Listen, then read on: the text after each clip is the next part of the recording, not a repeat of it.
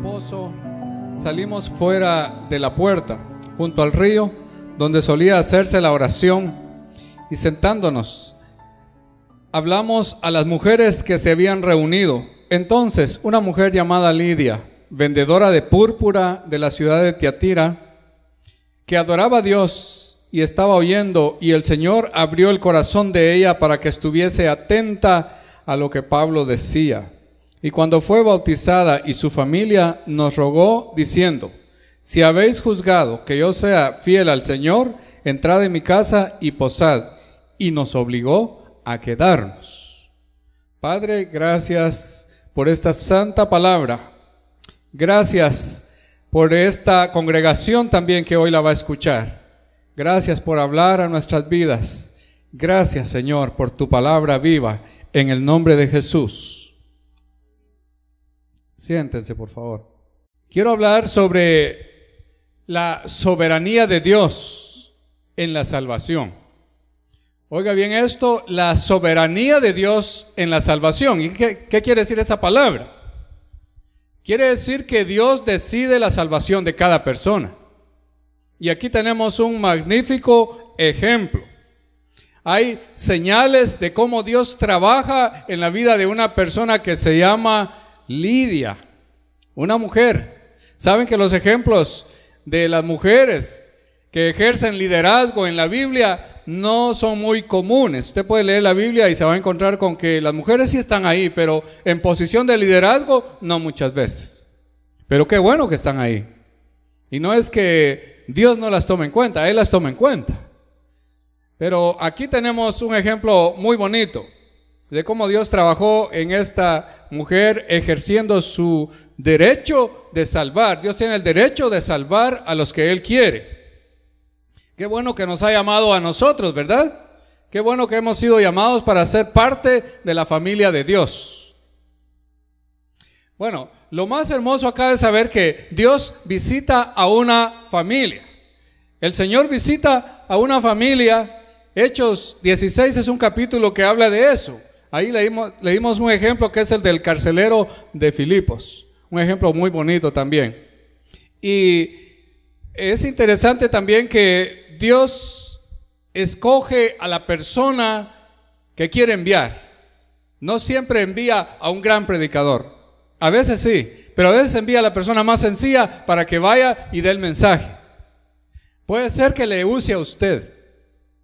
Puede ser que use a un hombre, a una mujer, y que le envíe para ir a darle la palabra de Dios a una persona, a una familia o también a una comunidad. Aquí es enviado un hombre que se llama Pablo y sus compañeros. Es interesante que ellos querían ir a predicar a un lugar, pero el Espíritu se los impide. ¿Cómo es eso, verdad? Que el Espíritu Santo le puede impedir a uno que vaya a predicar. Usted dirá, el Espíritu no le puede impedir a una persona que vaya a dar la buena noticia si para eso hemos sido enviados a predicar. Pero es que Dios no lo hace de manera desordenada, ni lo hace sin propósito. Él tiene un propósito, tanto para el misionero como para las personas que van a recibir al misionero. Aquí dice que en el verso 6 del mismo capítulo, si lo quiere ver, y atravesando Frigia y la provincia de Galacia, les fue prohibido, vea bien la palabra, les fue prohibido, y claramente dice, por el Espíritu Santo, hablar la palabra en Asia. Claro, fue en esta ocasión. No podemos decir, bueno, el Espíritu le impide a la gente que vaya a hablar a Asia. No, ni en aquel tiempo ni ahora. Eso siempre, Dios tiene un plan. Pero en ese momento le dice Dios a sus misioneros, este no es el tiempo para que vayan ahí.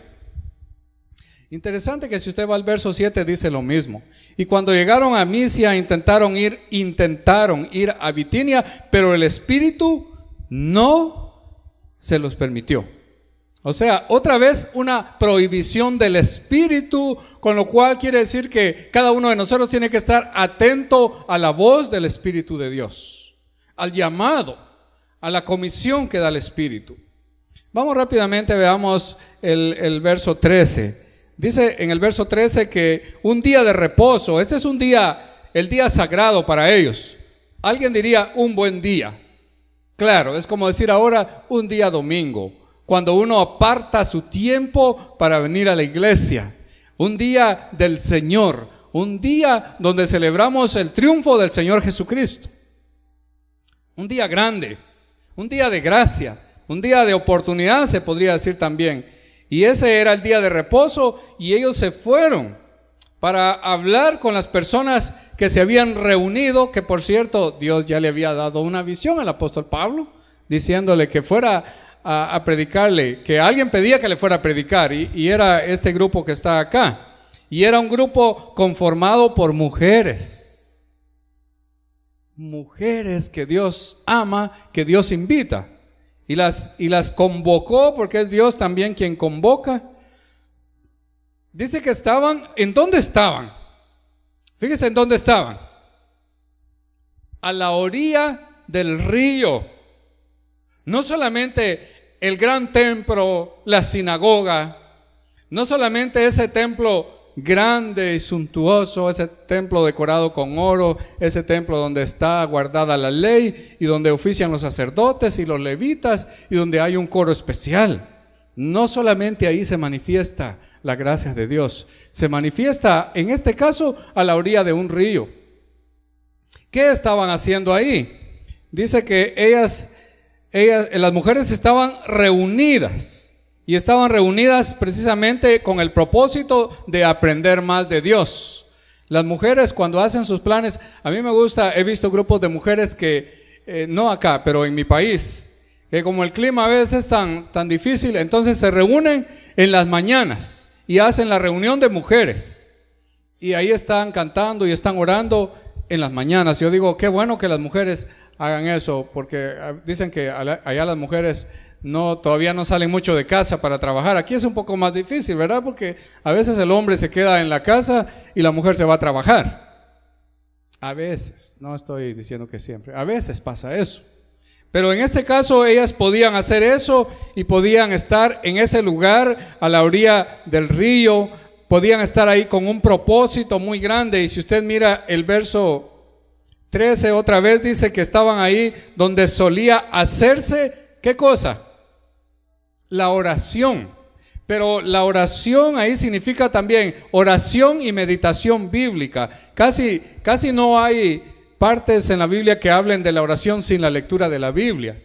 Siempre cuando se reúnen para orar también leen la palabra de Dios. Eso es un buen complemento. Cuando se lee la Biblia, es Dios quien nos habla. Es Dios quien nos instruye. Es Dios quien nos muestra su voluntad. Y cuando oramos, entonces nosotros estamos hablando con Dios. Pero ese diálogo con Dios es más productivo cuando uno se ha instruido con la palabra de Dios. No hay oración más inteligente que aquella que se hace basados en la misma escritura. Hasta existe lo que se llama oración escritural. La oración escritural es que si usted lee un texto, trata de entender ese texto, lo empieza a sentir en su vida, y cuando la palabra se empieza a apoderar de su corazón, entonces usted habla mejor con Dios, tiene más motivación y más inteligencia para hablar con Dios. Así que hay más riqueza en la lectura y la oración. Ojalá que tengamos esa práctica, ¿verdad? De leer la Biblia y orar. A mí me encanta cuando alguien me cuenta su testimonio y me dice, estaba leyendo la Biblia y también estaba orando. Digo, esta persona está haciendo lo que la palabra del Señor enseña. Pues en ese día especial y en el lugar tal vez no adecuado, que era la orilla del río, ahí estaban. Y en el verso 14 dice, entonces una mujer llamada Lidia. Aquí viene lo específico. Aquí viene el propósito que Dios tiene, porque puede haber un montón de gente, muchedumbre, muchos pueden estar leyendo y orando, pero Dios tiene el trato especial con una persona, a veces con más de una, pero Dios es estratégico, como en el caso de la samaritana. Cuando él podía irse y reunir a multitudes que lo seguían y predicarles, él decide reunirse con una persona ahí en un pozo. Entonces Dios es estratégico y uno tiene que aprender de la estrategia de Dios, porque Dios quiere aplicar también ese plan a través de cada uno de nosotros. Uno dice, pues ¿para qué ir y congregarme con una sola persona cuando hay muchos que me pueden aprovechar? Yo escuché una vez a un evangelista que dijo eso: si me van a invitar, reúname mucha gente, porque mi tiempo vale mucho. Esas fueron sus palabras. Pero Dios, otra vez les digo, Dios es estratégico. Y aquí dice, y cuando entonces esta mujer llamada Lidia estaba escuchando, y aclara una cosa. Por eso les digo, es que a Dios le interesan todos los detalles. Eso usted lo debe tener claro. Le interesa cada detalle de la vida de la persona. Porque dice que esta mujer era vendedora de púrpura. Era una mujer comerciante. Era una mujer que tenía dinero, porque estudiando uno bien esto de la púrpura se da cuenta que los que negociaban con eso, negociaban con gente importante. Por lo tanto, los trajes, los vestidos eran caros. Y la mujer tenía su dinero. Es decir, que Dios a veces trata también con esta clase de personas. Uno piensa que una persona rica no tiene interés ni tiene tiempo para Dios. Pero cuando Dios tiene un plan para llamar a una de esas personas, sencillamente Dios lo realiza. Y les contaba la vez pasada que un pastor dijo: yo le voy a pedir unas cuantas personas ricas a Dios para mi congregación porque las necesito.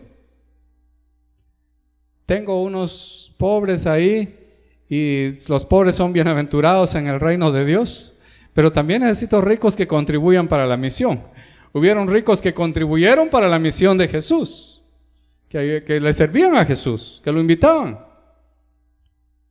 Ahora, esta mujer entonces era vendedora de púrpura y era de la ciudad de Tiatira. Otra vez les digo, Dios da los detalles. Y dice que ella adoraba a Dios. Cuando una persona ya está adorando a Dios, y también dice que ella estaba oyendo, pero ese estaba oyendo es estar escuchando con atención.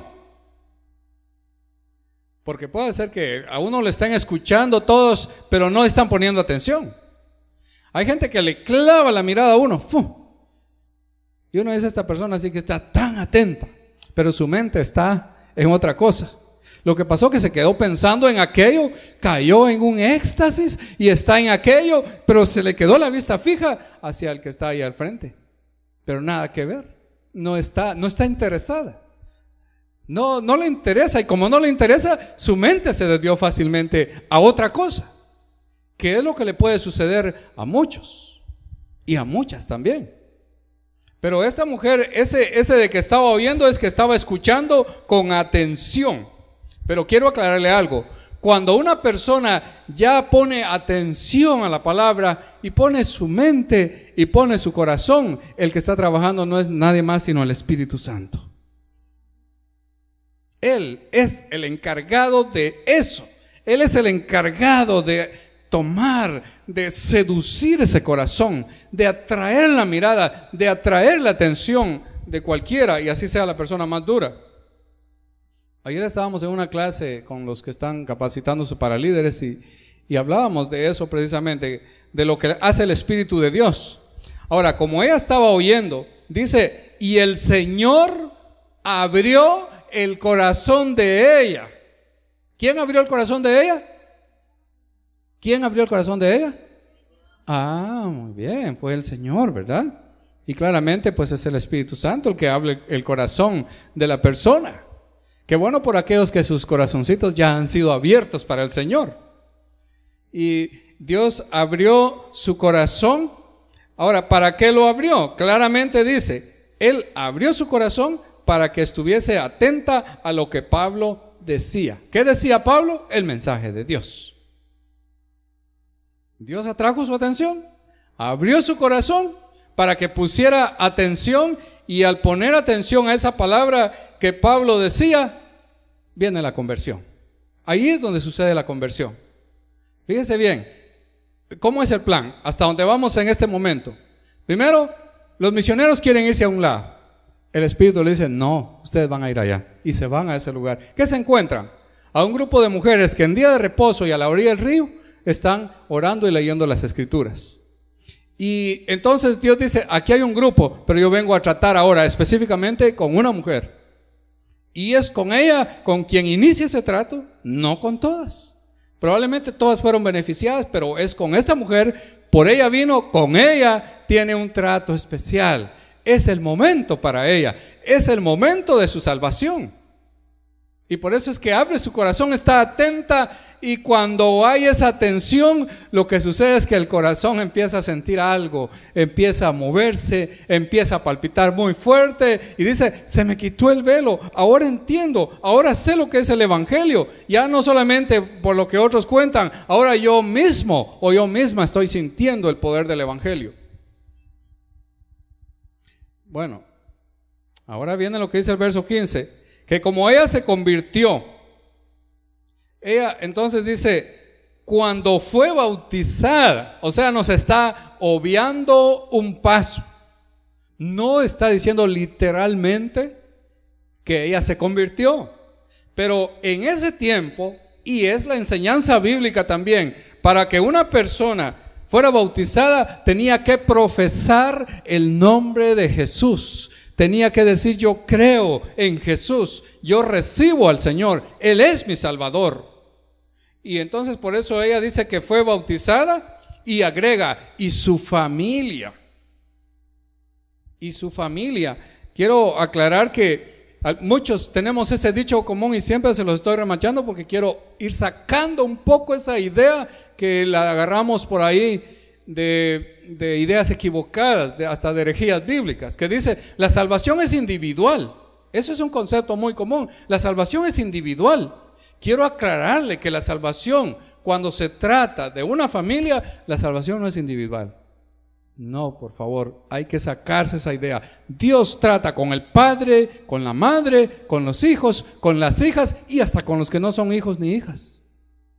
Porque por eso se bautizaban familias completas. Y la familia de la casa no era solamente padre, madre, hijos e hijas, sino también eran las personas que vivían ahí, que trabajaban para esa casa. Y todos se entregaban al Señor. Ahora también hay promesas de la Biblia cuando dice: te bendeciré a ti, bendeciré a tu descendencia. Usted agárrese de esa promesa de Dios, que Dios le está bendiciendo a usted, pero Dios no quiere bendecirle a usted y maldecir a su familia. Dios quiere salvarle a usted y quiere salvar a su familia. No importa la condición en que esté, Dios quiere hacerlo. Es que no puede ser que, imagínese, a uno le llega un premio grande y se lo gana y dice: esto lo voy a disfrutar con mi familia. Pero que cuando le llega la salvación a una persona, que diga: ja, ja, ja, yo soy salvo y a ustedes que se los coma el tigre. No, por favor. Dios sería un Dios extraño, un Dios raro, ¿verdad? Que haga esas cosas.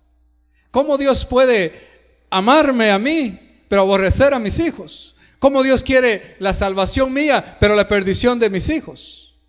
Cuando Dios va y toca el corazón del padre o de la madre, es porque Dios también tiene en sus planes a esos niños y a esas niñas hermosas. Y hay que agradecerle al Señor por eso. Y usted solamente espere la confirmación de Dios. Y dice que ella fue bautizada y su familia. Y ahora viene un efecto de la salvación. ¿Qué efecto más hermoso? ¿Sabe que los siervos de Dios, las siervas de Dios que predican el evangelio, tienen los mejores hoteles en las casas de sus hermanos, de su familia en la fe? Mire lo que pasa aquí. Entonces dice que ella nos rogó. Ella no puso la escoba detrás de la puerta para que la gente se fuera, sino que le rogó diciendo: si habéis juzgado que yo sea fiel al Señor. Y esa palabra quiere decir: si ustedes han juzgado que yo soy una hija de Dios, porque ya estoy convertida, porque ya estoy bautizada, porque ustedes mismos me bautizaron, porque Dios me confirmó que ustedes para eso vinieron. Entonces dice: si ustedes han juzgado así, entonces entren en mi casa y quédense en mi casa. Pero me agrada esa palabra cuando agrega: y nos obligó a quedarnos. Qué manera de demostrar la conversión, cuando hay ese espíritu de hospitalidad. Las puertas de la casa ya no son herméticas. Ya no nos asusta, ¿verdad?, que alguien venga con una necesidad, porque hospitalidad no significa solamente abrir las puertas de su casa para que alguien llegue, coma y se quede en su casa. Eso es parte de la hospitalidad, pero en el sentido más amplio en la Biblia significa que nuestro corazón también se vuelve amable y generoso con otras personas. La generosidad es parte y es señal de la conversión cristiana. Por eso les digo que las personas que son muy así reacias o que no quieren tratar mucho con otra gente, que cierran su corazón, que son tacañas, que dicen tapen la olla hasta que se vaya la visita, eso realmente no es, eso no corresponde a una persona que realmente está convertida. Es generosa, es dadivosa, y ella lo demuestra muy bien cuando dice que los obligó a ellos a quedarse en la casa. Recuerdes entonces, Dios es estratégico, pero Dios es soberano sobre la salvación de las personas. Él es el que decide. No es que una persona de un día a otro se vuelva inteligente y que diga, es que yo fui el que en algún momento tomé la decisión porque ya me había cansado de esa vida y entonces yo tomé la decisión de buscar al Señor. Es más, hay gente que ni siquiera está pensando en buscar a Dios, más bien se está rebelando contra Dios. Son enemigos de la palabra de Dios. Cuando ven a un cristiano o alguien que habla el evangelio, lo rechazan porque dicen, no quiero ni ver a esa gente, son unos vividores y son unas, no sé qué cosas dicen, ¿verdad? Pero dicen algo con que manifiestan que no quieren a los cristianos. Pero esa gente es la que Dios a veces tiene en un plan y dice, ahora voy por ti. Y cuando Él llega, cuando su Espíritu Santo usa la palabra y trabaja en esos corazones, no se pueden resistir. Por eso es que uno no tiene que asustarse. Uno a veces se asusta y dice, ¿pero qué hago? Es que ya oré, y ya lloré, y ya hice vigilia, y ya hice ayuno, y hice cualquier cosa, pero no veo una respuesta. Espere que Dios tiene su momento y Él sabe cómo lo va a hacer. Lo importante es que lo haga. Y hay que estar atentos, porque si Dios es estratégico hay que estar atentos. No hay que insistir en estar en un lugar donde realmente Dios no está trabajando todavía. Como dice ahí, que ellos querían ir a un lugar, al Asia, y el Espíritu les dijo no. Intentaron ir a otro lugar y el Espíritu les dijo no, pero entonces fueron invitados para venir a ese lugar porque ahí quería el Señor trabajar en ese momento. Hermanos, hermanas, todos los que ya nos conocemos acá, cuando leo esto me da mucha satisfacción porque nosotros venimos desde Guatemala, Centroamérica, y aquí pasó lo contrario porque yo no quería venir, pero Dios me dijo que tenía que venir y Dios me trajo, y Él sabía lo que quería. Ahora veo un momento en que las puertas se están abriendo, veo que la gente, que el campo está fértil. O sea, a veces vamos ahí en la comunidad, a veces hablamos con alguna familia y los corazones están dispuestos y nos dicen, a mí me gustaría saber más de Dios, a mí me gustaría estar en la iglesia, a mí me gustaría participar en el estudio bíblico. El campo está fértil, es el tiempo, es el momento en el que Dios está trabajando. Nosotros estamos haciendo estudios bíblicos en los hogares donde se reúnen varias personas, varias familias. Tenemos 6 grupos de estudio bíblico y si usted no está asistiendo a esos grupos, usted se está perdiendo algo muy importante. Y le invito por favor que vaya a donde usted quiera ir, donde le corresponda, porque hay áreas y usted puede investigarlo, pero usted debe de participar en ese estudio. Porque aquí estaban en un lugar, estaban a la orilla del río, ni siquiera tenían una casa. Y ahí estaban orando y leyendo, y ahí fue donde se manifestó el Señor. Ahí en esos hogares se está manifestando el Señor. Ahí están sucediendo conversiones. Ahí estamos viendo gente que está sanando. Ahí estamos viendo gente que está siendo liberada. Dios está trabajando. Dios está usando a personas ahí para dar su palabra. Dios le puede usar a usted. Dios le puede llamar. Dios le puede tocar. Pero también Dios le puede usar a usted para que usted sea una persona que se convierta en un nuevo líder, en una nueva líder de grupo. ¿Por qué no? El Espíritu le puede utilizar, pero hay que estar ahí, no hay que quedarse fuera. No estar ahí es como excluirse uno y quedarse por ahí y decir, yo soy diferente a ellos, por eso yo no me congrego.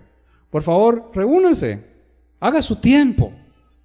No le ponga pretextos a Dios, busque al Señor y va a ver que va a tener una bendición.